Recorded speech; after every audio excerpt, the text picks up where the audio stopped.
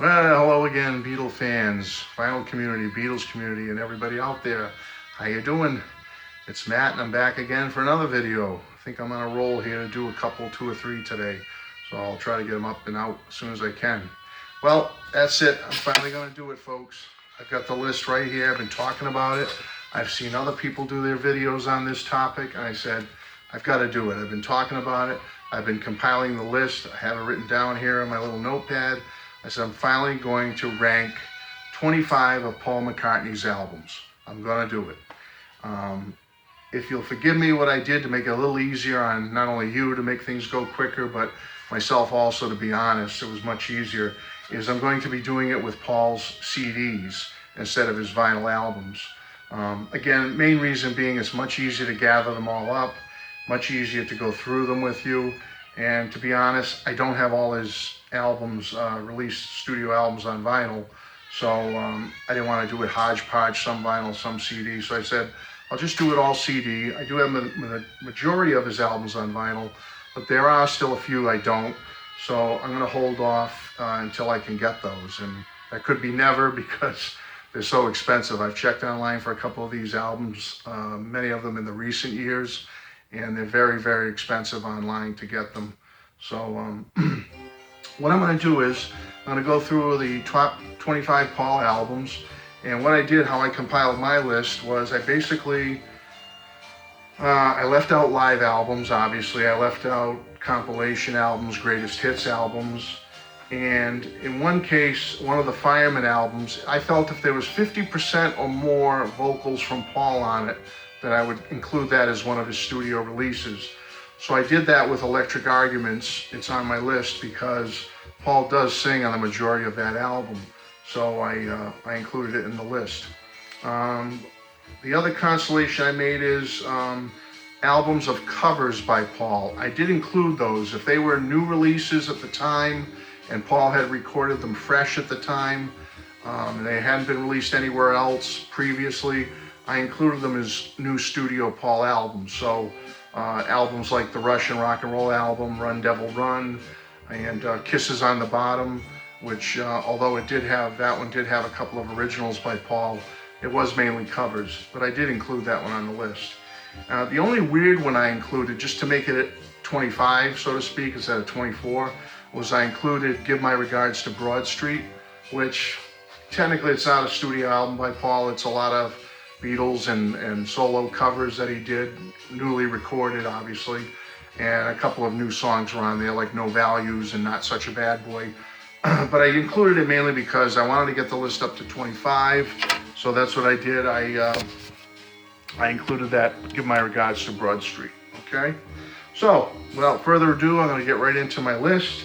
I might make a couple little comments about each album, but again, I'm not going to do a full review on each one. Maybe someday, like Joe did, Mean Mr. Mayo, maybe when I have some time, I could sit down and go through these things and really give you a good, 15 or 20 minute review on each album. But again, that's going to be over a period of time, and it would take some time. So I thought just to start, before I think about getting into doing reviews of individual albums, I'll just do a quick top 25 Paul albums, a few words about each one, and that'll be it. Okay? So without further ado, number 25 on my list of top 25 Paul albums is this one, Driving Rain. Let me clarify by saying I don't hate any of Paul's albums. I don't despise them or want to do bad things to them. I don't know if you remember. Do you remember Joe's video from a couple of years ago when he decimated the Press to Play album?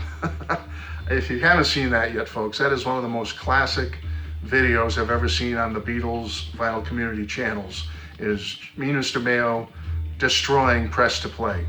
And I have to say, it made me laugh big time. That's all I'll say about that. But tip of the hat to Joe. He really cracked me up on that one. But I don't hate any of Paul's albums to the point I'm going to stand here and like throw this against the wall or stomp on it or anything like that. I'll just say I don't like this album. It's just, I'm sorry, folks. I know the sentiments on that hidden song on here, Freedom after 9/11. I mean, so meaningful at the time and meant a lot to a lot of people, especially at the concert for New York City, and it brought the house down that night, if you remember. But other than that song and a couple of others on here that maybe I would include on a Paul Mix tape or a Paul Mix CD, so to speak, I've never gotten into this album. I don't want to get into a big review of it. The back cover's terrible. It's all these silly pictures Paul took with his watch camera. He took the front cover with his watch camera, which was the new gadget at the time, back in 2001, when this album came out, 2001, by the way. And I have to say, folks, there isn't a lot of songs on here that I would go back to over and over again. Lonely Road is okay. I think he played it on that tour in 2002. The song Magic, it's okay. The song Your Way, it's okay. I don't hate them, but I mean, those would be the only three main ones that I would put on a mix CD. The only other one that has some significant meaning to me is track 4, Driving Rain, which is kind of a silly little song about driving and stuff, but he did play it on that '02 tour, and that was the first time that one of my children got to see Paul solo. It was my youngest son. He was 12 at the time, and they played that song. It really got the crowd going. It really was a very exciting version of that song, Driving Rain, and the audience was into it. And it just brings back memories of that tour, that song. So for that, and seeing it with my youngest son at the time, who was only 12. Later, my other son saw Paul, but that was down the road. But at that time, it was just me and my youngest son who was available, and it brings back memories. So for that, I like the song Driving Rain on some level, but the album itself, it's number 25, folks. Not my favorite Paul album. Comments? Put them below. Number 24 is Press to Play from 1986. Again, one of those albums that just doesn't do it for me. Again, there's always a couple of cuts on Paul's albums that I can say I like. So I never say I totally hate or despise one of his albums. But this album, it hasn't done much for me over the years, folks. It really hasn't grown on me. Some albums of Paul's, he'll release them, and I'm kind of underwhelmed by them at first. But then over time and listening, getting into the melodies and what they're all about and the sound and feel of them, I've had albums grow on me to the point they've moved up on my top 25 list. But not this one, not Driving Rain, and not this one. For some reason, I don't really like this album that much. I mean, there's a couple of okay songs. Funnily enough, the song Press, the single from this album, I like that song. Call me crazy why I don't like a lot of the other stuff on here, and I like that one, but I like the song Press. I don't know if it's because of that video he did, which was very lighthearted and fun video he did down the UK subway system in London or whatever, and I always wanted him to play Press live back in 89 and 93 tours. I was really hoping he would play the song Press. I just think it would have been a great audience song. It would have gotten the audience into the show a little bit, but what do I know, right? But I do like the song Press. I don't like the album overall. So number 24, 1986 is Press to Play. Number 23, 1983, Pipes of Peace.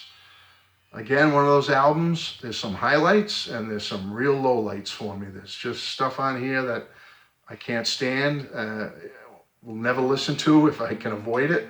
And then there's stuff on here that I think is okay, it's pretty good. And it's just too bad because this album was kind of it was kind of recorded over the same period of time that Tug of War was recorded, which is, you'll see, is very much higher on my list. But this one was recorded around that time. George Martin was still involved with many of these tracks. And yet, I don't know, this album just doesn't do it for me. I can't get into it. You got a couple of good songs. Through Our Love, the last song on here, track 11, Through Our Love. It's a classic Paul slow ballad song, but in a good way. It's a great song, great melody. Sweetest Little Show is okay. I like that song. I like the sentiment to it. So Bad is pretty good. I like that. Not going to say much about the rest, folks. There's not much else besides those three songs that I really can listen to and enjoy them. The rest of it's like, okay. So 23, Pipes of Peace. Okay, this one, some of you are going to probably get upset with me because I think a lot of you might have this one higher on the list. But number 22 for me is Kisses on the Bottom. I can't get into it, folks. I'm sorry.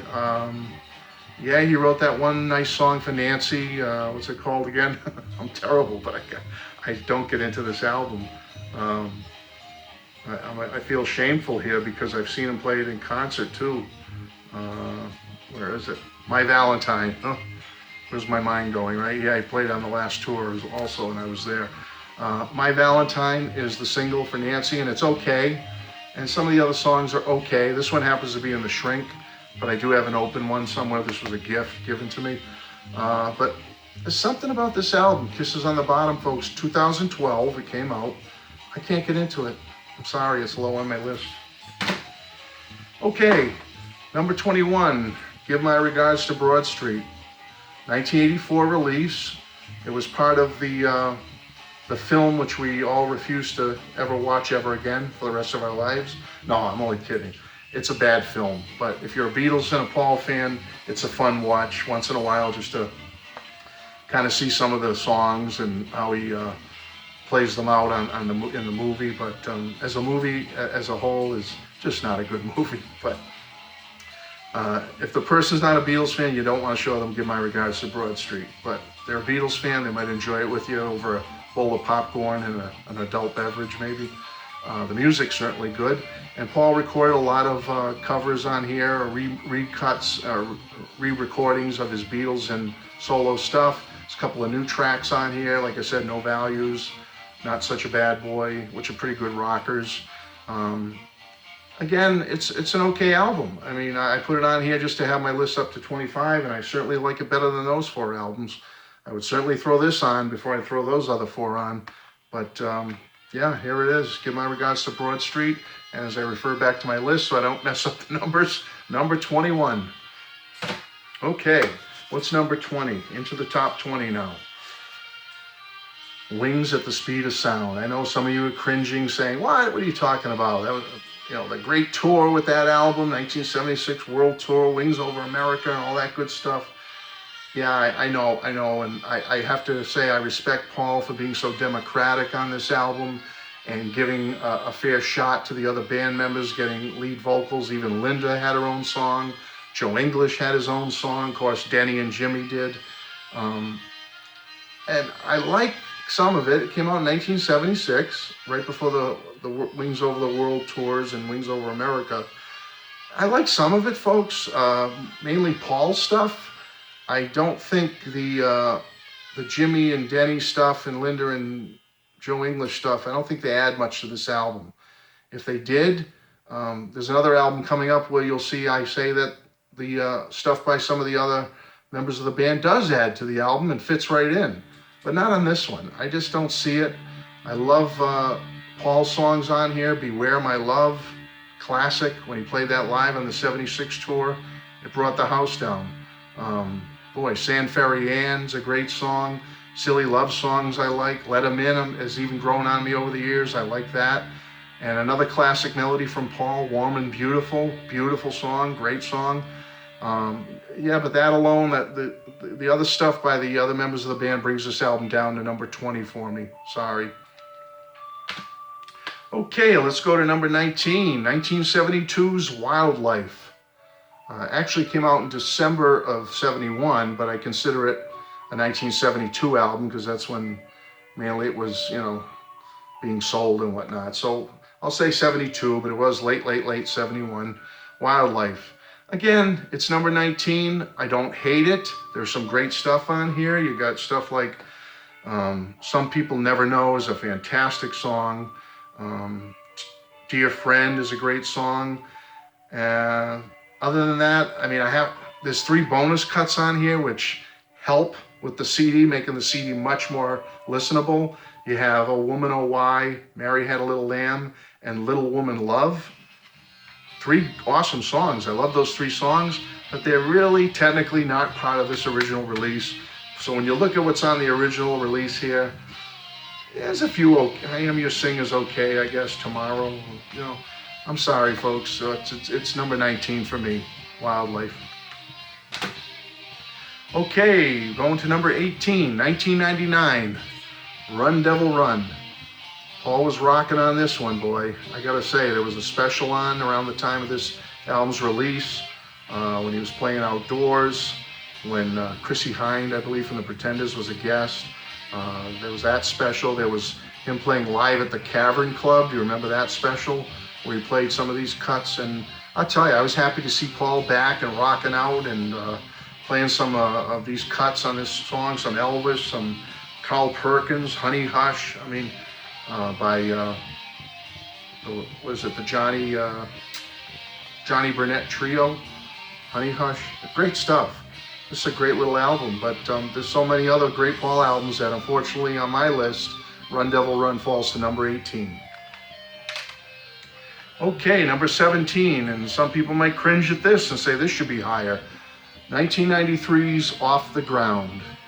Off the Ground is number 17. Again, it's one of those hit or miss albums for me, folks. I don't hate it, but the stuff I like on here, I really love. It's fantastic, but the stuff on here I don't like, I just cringe. Not that good. And also he got a little political on one of the bonus cuts or one of the singles from this album, Long Leather Coat. He sings about animal rights. And then on the other song, Looking for Changes, he sings about animal rights again. And folks, let me tell you right off the bat, I am into animal rights. I love animals. I'm a big supporter of animal rights. As a matter of fact, me and my wife just rescued a little puppy not too long ago, a chocolate lab mix, which the vet told us when I told him where it came from and all that, he said, if you hadn't rescued this dog, he said it would have perished. He said it just would have, where this type of thing happens, it would have just died. It would have been left for dead. He said, so, he said what we did was a good thing. Now, I'm not trying to pat myself on the back or anything here, folks. I'm just letting you know where I come from. I love animals. I'm an animal rights person. But, do I really want to hear Paul expounding about animal rights on his albums, Long Leather Coat, Looking for Changes? He's preaching to the choir, folks. I know some of you out there are going to say, oh, let him preach, let him get the word out. I understand, but, the guy who's out there fighting dogs for sport and money or hurting or abusing animals, I don't think he's listening to Paul's Off the Ground album and Long Leather Coat or Looking for Changes, or the person out there who's wearing fur knowing that it's killing thousands of animals and it's, terrible things happen to these animals. I don't think they're listening to these songs. People are listening to it like you or me. Well, he's preaching to the choir because we support animal rights and we believe in it. So, again, that's not the only reason why I'm putting this album though at number 17, folks. It's hit or miss for me. There's some great stuff on here, stuff I really love, but then there's some clunker stuff that I just can't bear to listen to that often. So, Off the Ground, 17. Okay, here we go. Number 16 is the Russian rock and roll album. I like this one a little better than Run Devil Run, which was at number 18. This is 16 because I like the song selections on here a little better. Now, I do agree with Joe about Ain't That a Shame is horrible, okay? Go back to Joe's video about, it's either about this album review or in his list, and he talks about it, but he's right. Ain't That a Shame is horrid. It's awful. It's not good at all. But I like a lot of the other stuff on here. I really think it's a good, solid rock and roll album. He picked some really good cuts, some common stuff, some obscure early rock and roll stuff. I like the way it was recorded, very raw, very quick. And I'm sorry, I have to give the Russian rock and roll album back in the USSR, number 16. Okay, number 15 is 1980s McCartney 2. All right, number 15. Again, now we're getting into a phase, folks, the top 15 albums where I can listen to these, all right? I can really get into all the rest of these albums. There's really I'm not saying that any of these are bad or terrible. Now we're getting into a phase where I can say these are pretty darn good albums, and this is one of them. This album grew on me. When it first came out, I was expecting McCartney Jr., the 1970 McCartney album, his first solo album. When I heard that Paul was doing a McCartney 2, it had been 10 years since the first McCartney, I really was expecting this raw, guitar, bass, drums kind of driven album. And so when I first heard this, I was a little bit surprised and shocked because it was so It had a little of that on here, you know, guitar, drums, bass, but it was very techno, and Paul was obviously tinkering with synthesizers when he was working on this album over his farm in Scotland there and whatnot. So it did take, I was taken aback by it at first, but I have to say over the years, as time went on a little bit from 1980 when it came out onward, this album has grown on me tremendously, going from being one of my, it would be near the bottom of my list to now it's in the top 15. I really like McCartney 2, number 15. Okay, where am I? Number 14, Red Rose Speedway. Great album, but it's at 14 because there are a couple of clunkers on here, folks, that I can't get around. I can't wrap my hands around. I'm sorry. Again, I'm not doing reviews, so I'm not going to go into everything that's great and everything that's terrible. But let me just say there's some brilliant stuff on here, like My Love and Little Lamb Dragonfly, and a couple of other things on here are so fantastic. A couple of good bonus cuts on here too. This is one that needs an archive series very soon, I hope. But there's some stuff on here, folks, that I just can't forgive. It's just not that good. So unfortunately, Red Rose Speedway, although the concept itself is great and there's some classics on here and the cover's fantastic, you know, it's number 14, 1973's Red Rose Speedway. Okay, going up to number 13, Chaos and Creation in the Backyard. A great album, and a fairly recent one from Paul from 2005. Paul really, you know, after the abysmal, I thought, Driving Rain from 2001, 4 years later, he came back with his next studio album, and it was a keeper. This is a great album, folks. And this is certainly one I don't have on vinyl. It's very expensive. I hope to get it someday. But this is a darn good album. Paul kind of got back to his Beatlesque stylings, so to speak, I thought, on this album. It's kind of a mellow album, but the songs are great. I thought it's a well-produced and well-written album. And I just think if you've never really gotten into this, try getting into Chaos and Creation. Great album. And again, I'm placing it at number 13. Okay, number 12, London Town, 1978. Okay, and I don't have a lot bad to say about this album at all. It would be high on my list if not for there's 11 other albums that I enjoy just a tad more. I love London Town. This came out when I was in high school. If you saw one of my last videos, it's one of the first solo albums I ever bought on my own back in 1978. I love it. It you know, took me through those high school years, those later high school years, among other albums. But I love this album. I really do. I think it's a well put together album. I know it gets slammed by some people, but I love London Town, and it's number 12 for me. Number 11, just missing the top 10, is Electric Arguments. I'm sorry, folks, this album blew me away when it came out. I mean, I love the first two Fireman albums for their techno ambient kind of stylings. They're fun to put on when you're in a certain mood and listen to them. But this one, this could have been called a Paul McCartney album, Paul McCartney Electric Arguments, instead of the Fireman, because Paul he's singing his heart out on here. He's got some great songs on here. Even the instrumental stuff is fantastic, really mood setting and just awesome. And he sings on most of the tracks on here, and they're well put together songs. This album was recorded very quickly, but I have to say, I don't know, I assume it was written quickly too, but boy, when he put this together with Youth, they just did a great job. This is a fantastic Paul McCartney album in my book. I know it's credited to the Fireman, but Electric Arguments is top notch. He played some of these live in the 09 tour and I think on the 2011 tour. And boy, this is a great album, folks. Just missing the top 10 for me. Electric Arguments from 2008, I believe. Okay, top 10. Here we go, the top 10. And you got to give Paul credit because even some of his recent stuff is good enough to make the top 10. 2007's Memory Almost Full, number 10. I love this album.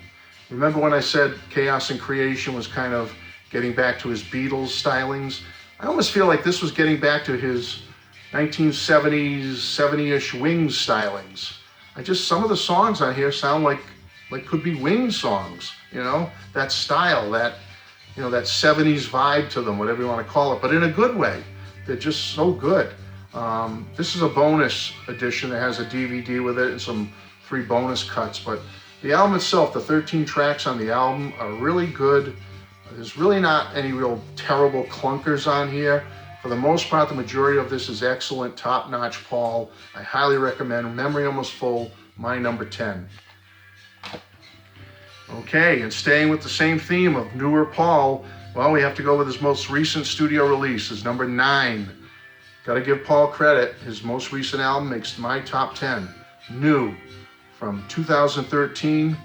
Great album. This is the deluxe edition with some extra cuts on it, and they're good. The extra cuts are good, but the album itself, New, is a great album, folks. Paul really knocked it out of the park with this one.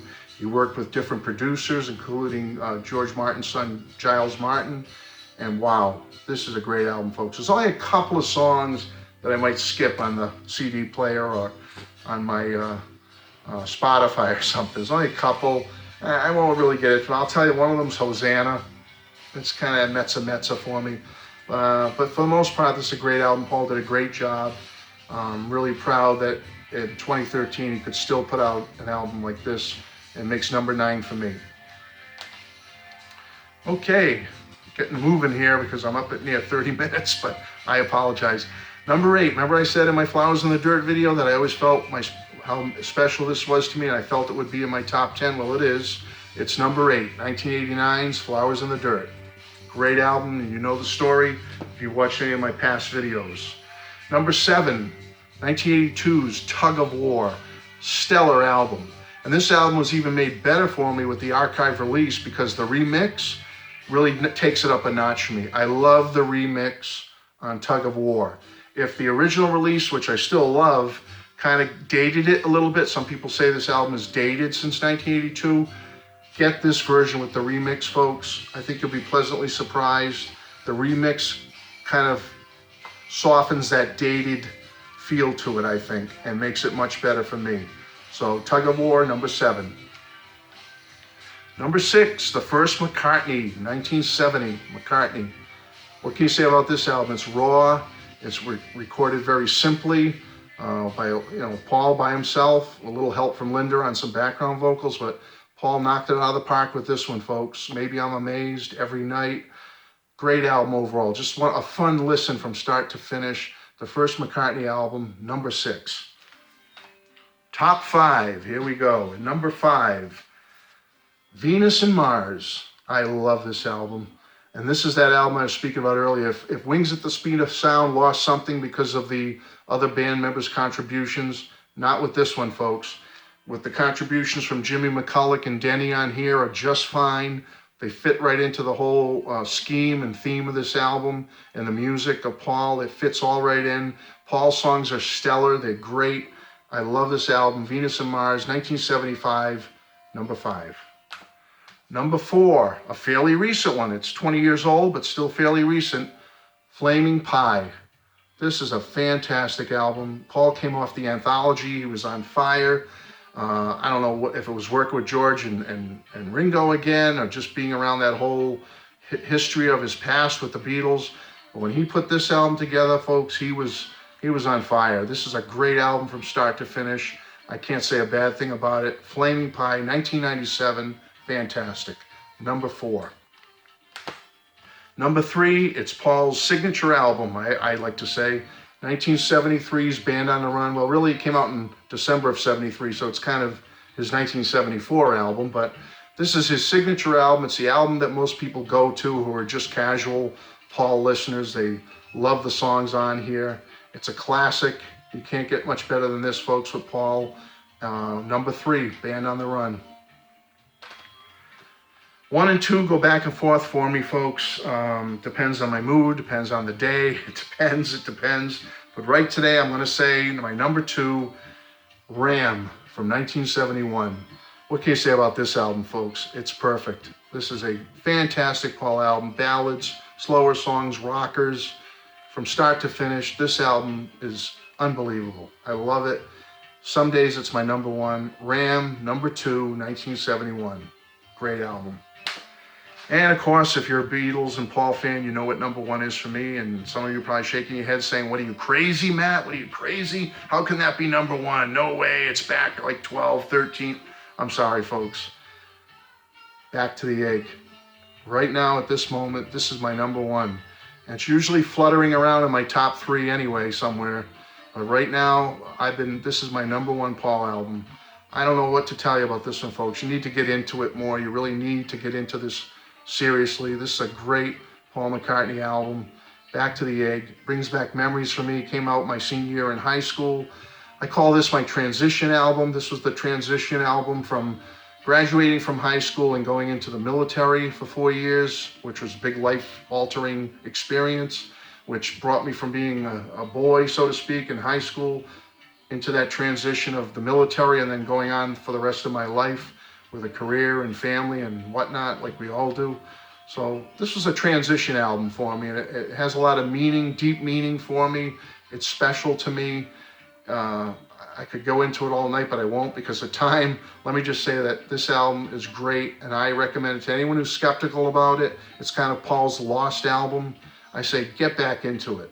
Check it out, Back to the Egg. Really get into it. Really listen to it from start to finish. I think you'll be pleasantly surprised. So here we are, May of 2017, folks. Matt's number one Paul album, Back to the Egg from 1979.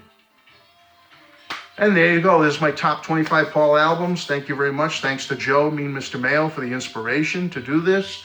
And I hope you enjoy it. I know it was a little long, but it's kind of fun to talk about these albums. So with that, I'm going to say God bless. I don't want to go any longer with this. Have a great night, and I'll talk to you soon. Take care. Thanks for everything. Bye-bye.